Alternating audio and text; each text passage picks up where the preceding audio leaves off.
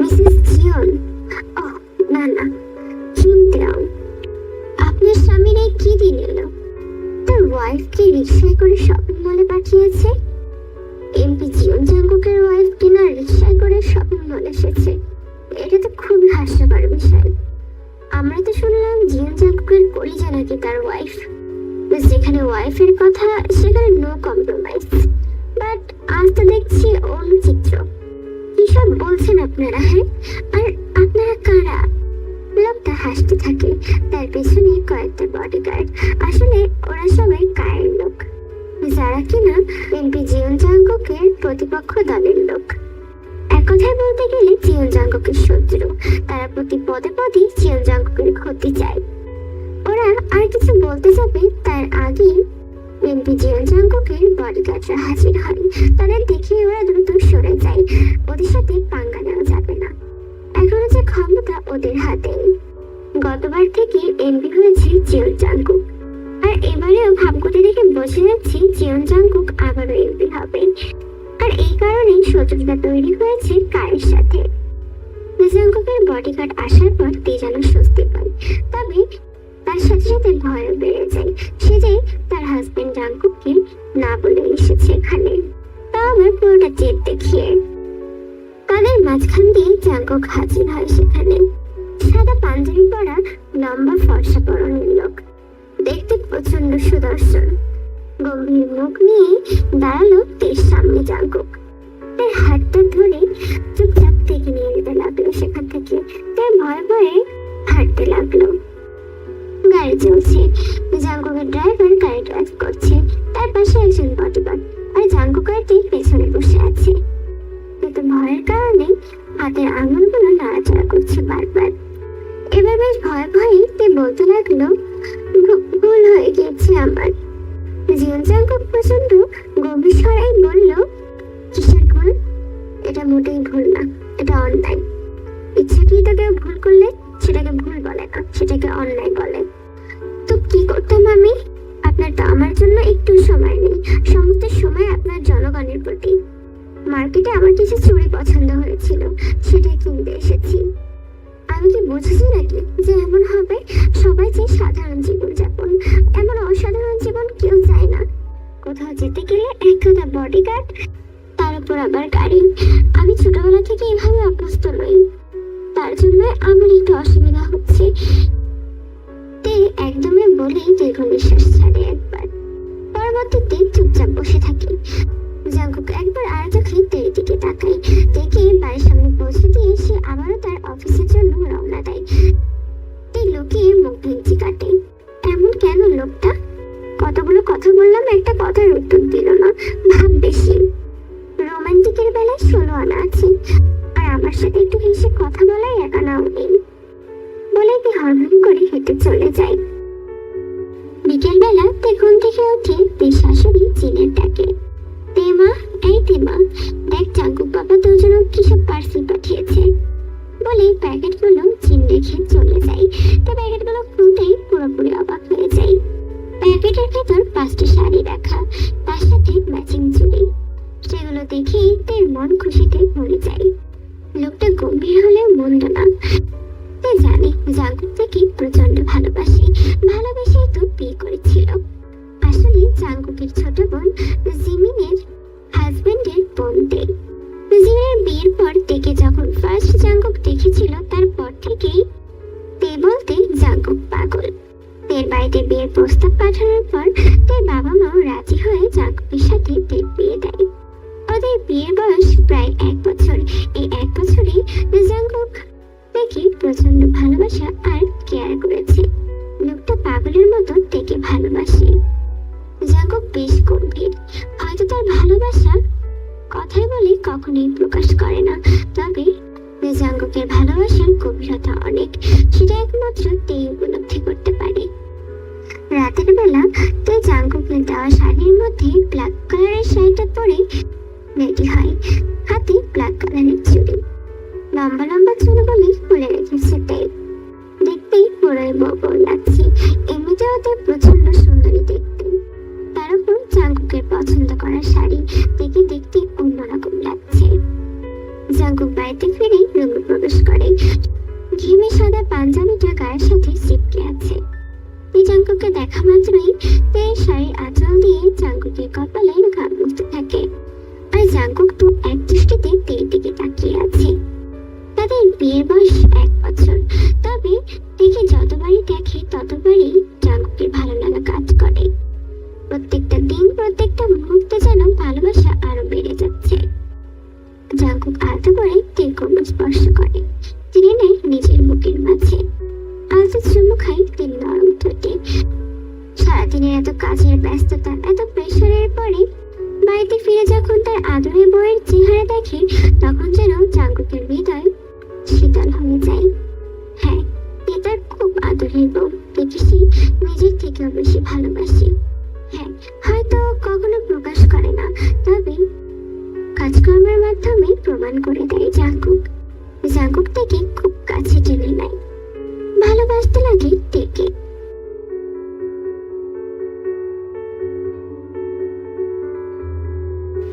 পরের দিন ভোরবেলা তুই ঘুম ভাঙতেই তে দেখতে পাই জাঙ্কুক তার পাশে নেই। ঘড়ির দিকে তাকিয়ে দেখে 12টা বেজে গিয়েছে। এতটা বেলা করে যে ঘুম থেকে উঠেছে এটা ভাবতেই তের প্রচন্ড লজ্জা পেয়ে যাই। মানুষটা বোধহয় আমাকে ঘুমাতে দেখে কিছু না বলেই চলে গিয়েছে। তে দ্রুত ফ্রেশ হতে চলে যায়। এমনিতেও কয়েকটা দিন ধরে তার শরীরটা অত বেশি ভালো নেই। বের হয়ে গিয়ে দেখে ওর শাশুড়ি আর দাদি লিসা মিলে গল্প করছে। দেখে তের মাথায় হাত রেখে তার দাদি বলতে থাকে, কি হয়েছে আমার নাত বউয়ের, শরীরটা খারাপ নাকি? না দাদি, ঠিক আছে আমি একদম। উনি কখন গিয়েছেন? সে তো কত সকালে বেরিয়েছে, সামনে ইলেকশন, কত কাজ বাকি। জানেন তো মা, আমার এত চিন্তা হয়। ছেলেটাকে নিয়ে কতবার বললাম রাজনীতিতে না যেতে, ওর বাবার কত বড় ব্যবসা, সেটা সামলালেই হয়। তবে না, তার তো রাজনীতিই পছন্দ। তো কি আমাদের জাঙ্কুককে কত মানুষে পছন্দ করে বলো তো? এইটুকু বয়সেও যা করেছে, মানুষের কত উপকার করে। হ্যাঁ, সেটাই তো সবচেয়ে বেশি বড় ভয়। এই জন্যই ওরা এত শত্রু তৈরি হয়েছে। জাঙ্কুক তার অফিসে বসেছিল, এমন সময় ওর ফোনে পাশে থেকে কল আসে। কলটা রিসিভ করার পর জাঙ্কুক এমন একটা কথা শুনে, যেটা শুনেই জাঙ্কুক হুড়মুড় করে উঠে পড়ে তার বসের টেবিল থেকে। জাঙ্কুক দ্রুত অফিস থেকে বের হয়ে যায়। আসলে তে হঠাৎ করে বাসায় মাথা ঘুরে পড়ে গিয়েছে। তেকে ওরা ধরে হসপিটালে নিয়ে গিয়েছে, আর জাঙ্কুককে জানানো মাত্রই তো জাঙ্কুক দ্রুত বেরিয়ে পড়ে। জাঙ্কুকের মাথা পুরো হ্যাং হয়ে যাচ্ছে, বুকের মাঝে অশান্তি কাজ করছে। জীবনে এত বিপদ আসে, সব বিপদই জাঙ্কুক সাহসের সাথে মোকাবেলা করে। তবে তের কিছু হলে জাঙ্কুক সেটা সহ্য করতে পারে না। হসপিটালে আসার পরই তো জাঙ্কুক হন্তদন্ত হয়ে তের কাছেই যাচ্ছিল।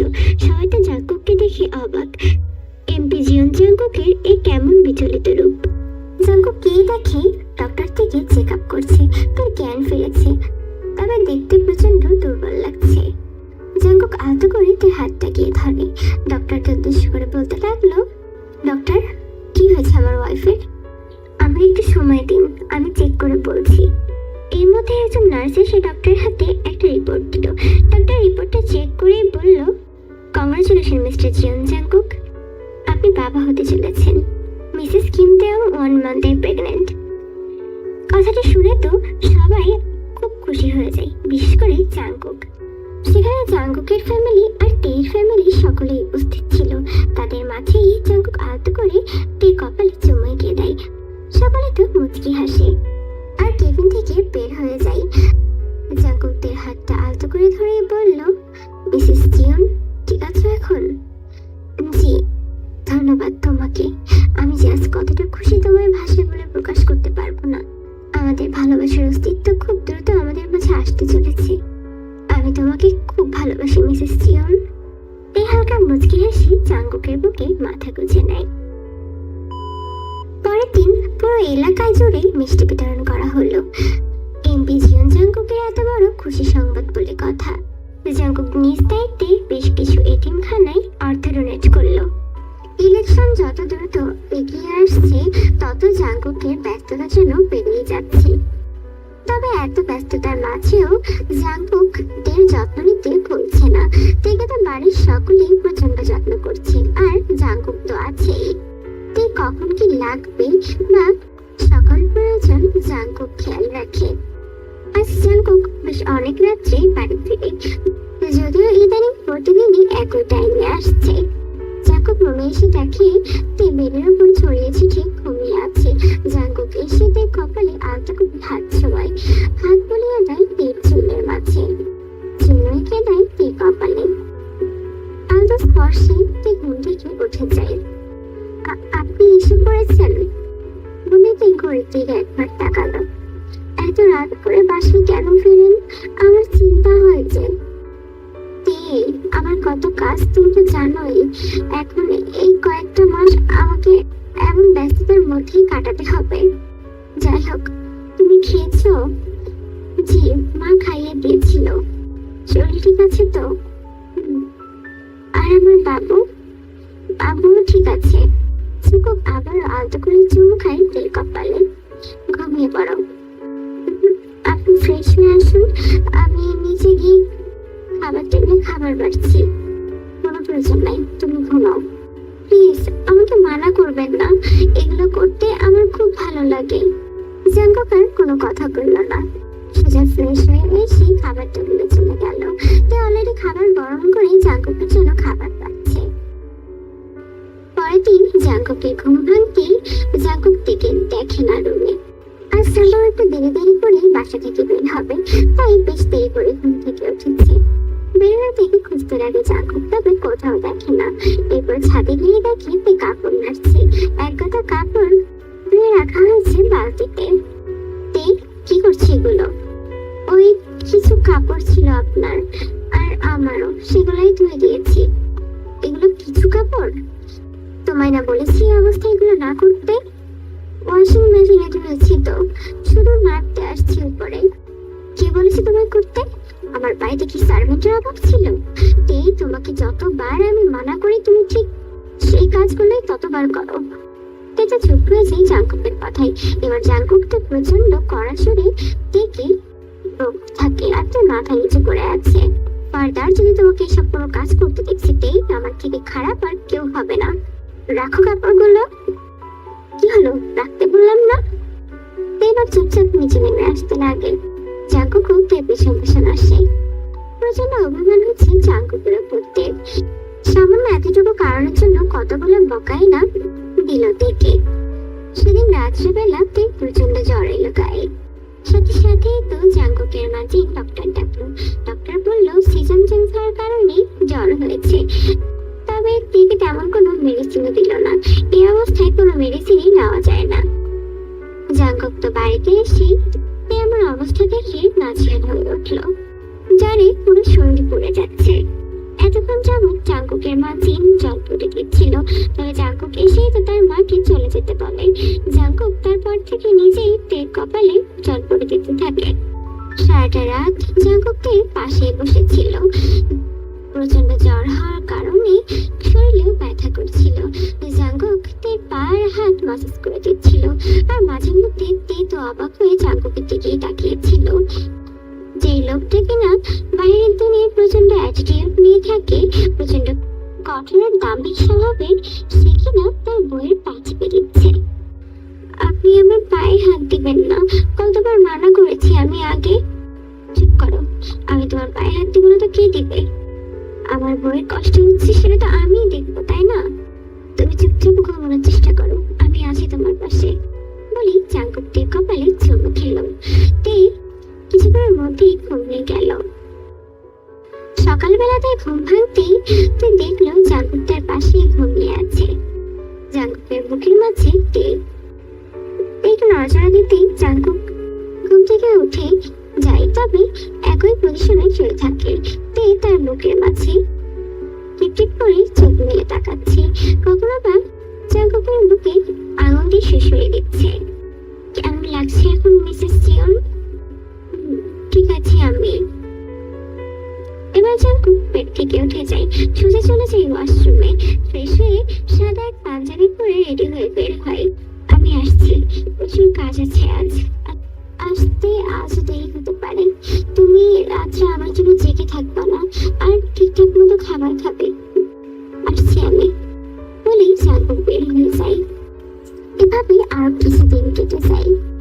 কালকেই জাঙ্কুকের ইলেকশন। বাড়ির সকলে প্রচন্ড ব্যস্ততার কারণে প্রায় এক সপ্তাহ আগেই তে তার বাবার বাসায় রয়েছে। যদিও জাঙ্কুক সহজে থেকে তের বাবার বাসায় থাকতে দেয় না, কারণ জাঙ্কুক থেকে ছাড়া থাকতে পারে না। তবে এই সময়টাতে তের অনেক যত্নের প্রয়োজন। আর এই কয়েকটা দিন বাসার সবাই প্রচন্ড বিজি, যার কারণে তেকে ও বাড়িতে রাখা হয়েছে। ইলেকশন খুব ভালোভাবে সম্পন্ন হয়। ইলেকশনের রেজাল্ট আসে, এভাবে জাঙ্কুক এমপি হয়েছে। চারিদিকে খুশি আমেজ ছড়িয়ে পড়ে। নিউজেও দেখাচ্ছে খবরগুলো। সাধারণ জনতাও প্রচুর খুশি। জাঙ্কুকের ভালো কাজের কারণে জাঙ্কুককে সবাই খুব পছন্দ করে। এদিকে জাঙ্কুকের বিরোধী দল মানে গায়ের দল বলের লোকেরা প্রচন্ড রেগে যায়। জাঙ্কুক এবারও তাদের হারিয়ে দিয়েছে। তারা তাদের হার মানতে পারে না। কায়দার লোকজনকে রাস্তায় নামিয়ে দেয় ঝামেলা করার জন্য। এদিকে তেও নিউজ পেয়ে খুব খুশি হয়ে যায়। তেও জাঙ্কুকের বোন জিমিন মানে ও ভাবিকে সাথে করে নিয়ে বেরিয়ে পড়ে বাড়ি যাওয়ার উদ্দেশ্যে। এদিকে রাস্তায় কায়ের ছেলেপেলেরা প্রচন্ড ঝামেলা শুরু করে দিয়েছে। যাকে পাচ্ছে তার গায়ে হাত তুলছে। মানুষজন বিবেচনা করছে না, বিশেষ করে তাদের প্রধান টার্গেট জাঙ্কুকের ফ্যামিলি মেম্বার্সরা। তবে জাঙ্কুকের ফ্যামিলি মেম্বার্সরা তো সবাই এই সকল বিষয়ে অবগত, তাই তারা কেউ বাসা থেকে বের হয়নি। জাঙ্কুকের বিষয়গুলো জানতে পেরে দ্রুত সুগাকে কল দেয়, মানে তের ভাইকে। জাঙ্কুক জানায় তে বা কেউ যেন বাসা থেকে একদিন দূরে বের না হয়। তবে সুগার সাথে সাথেই জানিয়ে দেয় তে আর জিমিন ওদের বাড়িতে যাওয়ার উদ্দেশ্যে বেরিয়ে পড়েছিল অলরেডি। একথা শুনে তো জাঙ্কুক প্রচন্ড চিন্তায় পড়ে যায়। মেয়েটা সবকিছুতেই বেশি বোঝে। জাঙ্কুক দ্রুত তার বডিগার্ডদের খবর দেয়। এদিকে তেদের গাড়িটা রাস্তার মাঝপথেই থেমে যায়। সামনে প্রচন্ড বন্যা চলছে। তে সবকিছু দেখে প্রচন্ড ভয় পেয়ে যায়। যাকে পারছে তাকেই পেটাচ্ছে। তে তো ভয়ে কাঁপাকাঁপি শুরু করে দিয়েছে। জিমিন বিষয়টা বুঝতে পেরে তেকে গাড়ি থেকে নামিয়ে দ্রুত এক সাইডে লুকিয়ে পড়ে। একবার যদি ওদের খোঁজ পেয়ে যায় আর জানতে পারে যে জাঙ্কুকের ফ্যামিলি মেম্বার, তাহলে যে কোনো সময় হামলা চালাতে ওরা দ্বিধা করতে পারবে না। এটা ভয়ে কাঁপাকাঁপি শুরু করে দিয়েছে। ভয় পেও না, কিছু হবে না, আমি ভাইকে টেক্সট করে দিয়েছি। একথা শুনতে তেটা আরো ভয় পেয়ে যায়। জাঙ্কুকের ভয়ানক রূপ তে যে দেখতে চায় না, তবে এখন না দেখেও তো উপায় নেই। জাঙ্কুক সবটা শুনে প্রচন্ড বিচলিত হয়ে ওঠে। দ্রুত আসে থাকে সেখানের উদ্দেশ্যে, সাথে অনেকগুলো বডিগার্ড নিয়ে। অলরেডি রাস্তায় জাঙ্কুকের লোকেদের সাথে কায়েদের লোকের ঝামেলা হচ্ছে। এর মাঝেই হঠাৎ এর দিকে এক ভারী বস্তু নিক্ষেপ করা হয়। আসলে রাস্তায় যাকে পাচ্ছিল তাদের সাথে সেম কাজই করছিল। সরে যেতে নেই, তবে তার আগে তার কপালে গিয়ে ভারী বস্তুটি আঘাত খায়। কপাল থেকে চুয়ে চুয়ে রক্ত পড়ছে। জিমি তো চিৎকার করে কাঁদছে। এর মধ্যে জাঙ্কুক তার দরবার নিয়ে হাজির হয়েছে সেখানে। তেটা জাঙ্কুককে দেখে কাঁপাকাঁপি করছে। জাঙ্কুক এক পলক তের দিকে তাকায়। তের কপাল চুয়ে রক্ত পড়ছে। এটা দেখে তো জাঙ্কুক নিজেকে সামনে রাখতে পারে না। চিৎকার করে বলতে লাগে, আমার ওয়াইফের গায়ে টাচ করেছিস তুই? আমি এবারে পুরো শহর তছনছ করে ফেলবো। জাঙ্কুক তো প্রচন্ড রেগে ছেলেগুলোকে এলোপাথারি পেটাতে থাকে। আর জাঙ্কুকের বডিগার্ডরাও সেম জাঙ্কুকদের। এতগুলো লোকের সাথে ওরা পারে না। জাঙ্কুক তো পেটাতে পেটাতে ওদের অবস্থা একদম খারাপ করে দিয়েছে। জাঙ্কুক রেগে গেলে তাকে কেউ আটকাতে পারে না। জাঙ্কুক যেমন নরম ঠিক তেমন কঠিন। আমার ওয়াইফের গায়ে টাচ করেছিস তোরা? আমার ওয়াইফের কিচ্ছু বলে তোদের আমি ছাড়বো না। ও কিছু হলে কি, তোদের তো আমি ছাড়বোই না। আমার কলেজের দিকে হাত বাড়িয়েছিস তাই না? ওই গাইকে আমি ছাড়বো না। আজকে ওর শেষ দিন। মানে চাঁদের ছেলেগুলোকে আরো পেটাতে থাকে। দ্রুত এগিয়ে যান তের দিকে। এই কপালে একটা রুমাল চেপে ধরে। কিছু হবে না জান, আমি আছি তো, ভয় পাওয়ার কোনো কারণ নেই। তুমি গায়ে আর কোথাও লাগেনি তো? এটা ভয় কোনো কথা বলতে পারছে না, কাঁপাকাঁপি করছে। ভাইয়া আমার কপালে প্রচুর লেগেছে। ওকে যত ধরতে পারো এখান থেকে সরিয়ে নিয়ে যাও। জাঙ্কুক দ্রুত থেকে সেখান থেকে সরাই। সেখানে আরো ঝামেলা যেন প্রতিনিয়ত বেড়ে যাচ্ছিল। তবে এবার জাঙ্কুকের ছেলেগুলোরাই ওদের থেকে বেশি আক্রমণ করছিল। জাগো এমনিতের সামনে বসে যে কপালে ঠোঁটে মুখে অজস্র চুমু খাচ্ছে। তেতো চুপিসারে জাগোর দিকে তাকিয়ে আছে। লোকটা তার জন্য আসলেই পাগল। আমি থাকতে তোমার কিচ্ছু হতে দেবো না। তেই কি বলেছিল তোমাকে বের হতে? তোমার যদি আজ কিছু হয়ে যেত আমার কি হতো? তুমি জানো না তোমার এই এমপি সাহেবের এই ছোট্ট আদরে বোঝার কেউ নেই। এমপি সাহেব এই ছোট্ট আদরে বউকে ছাড়া নিঃশ্বাস নিতে পারে না বলে জাগর ঠোঁটে আরো চুমু খায়। তা আলতো করে জাগরের বুকে মাথা ছোঁয়ায়। সত্যি সে এই এমপি সাহেবের ছোট্ট আদরে বউ।